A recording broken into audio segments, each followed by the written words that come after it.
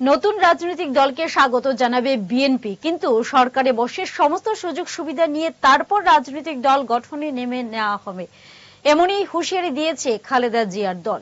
তাদের ইঙ্গিত যে বৈষম্য বিরোধী ছাত্রদের দিকে তা স্পষ্ট, কারণ আর কয়েকদিনের মধ্যে আত্মপ্রকাশ ঘটতে চলেছে বৈষম্য বিরোধী ছাত্র আন্দোলনের নতুন রাজনৈতিক দলের, যার প্রধান হচ্ছেন অন্তর্বর্তী তথ্য সম্প্রচার মন্ত্রণালয়ের উপদেষ্টা নাহিদ ইসলাম, যিনি গত বছর জুলাই আন্দোলনের সময় সামনের সারিতে ছিলেন। তবে রাজনৈতিক দল প্রকাশ্যে এলে পদক্ষেপ করবেন বলে জানিয়েছেন নাহিদ।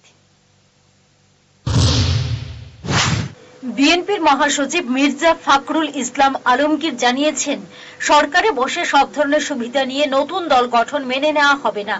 নির্বাচনের মাধ্যমে অন্তর্বর্তী সরকারের ক্ষমতা হস্তান্তরের আন্তরিকতা নিয়ে সন্দেহ প্রকাশ করেছেন তিনি। জানিয়েছেন, একটা ক্রান্তিকালে আছি আমরা, পুরো দেশের মানুষ গণতান্ত্রিক পথে ফিরতে চায়। সন্দেহ তৈরি হয়েছে সরকার আদৌ নির্বাচন করাতে আন্তরিক কিনা।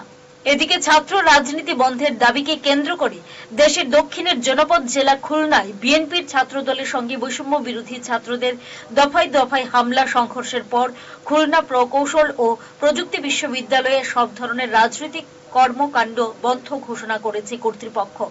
ক্যাম্পাসে থমথমে পরিস্থিতির মধ্যে বুধবার বিশ্ববিদ্যালয়ের সিন্ডিকেটের 93তম সভায় এই সিদ্ধান্ত গ্রহণ করা হয়েছে। কর্তৃপক্ষ জানিয়েছে, রাজনীতির সঙ্গে যুক্ত থাকার সম্পৃক্ততা পেলে শিক্ষার্থীদের আজীবন বহিষ্কার ও ছাত্রত্ব বাতিল করা হবে। শিক্ষক, কর্মকর্তা ও কর্মচারীরাও কোনো ধরনের রাজনৈতিক সংগঠনের কার্যক্রমের সঙ্গে যুক্ত থাকতে পারবে না। এদিকে বৈষম্য বিরোধীদের মধ্যে ভাঙনের ঝড় উঠেছে।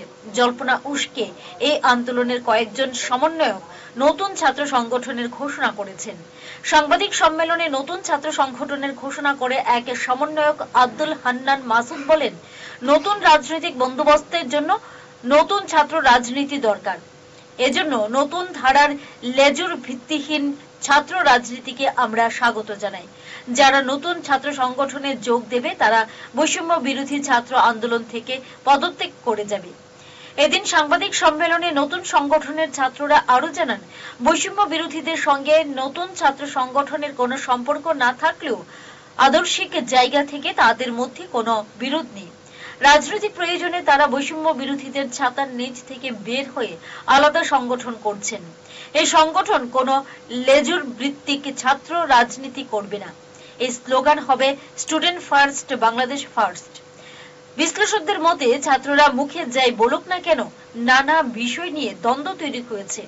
নতুন রাজনৈতিক দলের মাথা নাহিদ ইসলামকে করা নিয়ে নানা মতবিরোধ তৈরি হয়েছে। মনে করা হচ্ছে, ক্ষমতার বন্টন নিয়েই বৈষম্য বিরোধী ছাত্রদের মধ্যে ফাটল দেখা দিয়েছে। Bureau report, headlines Tripura national.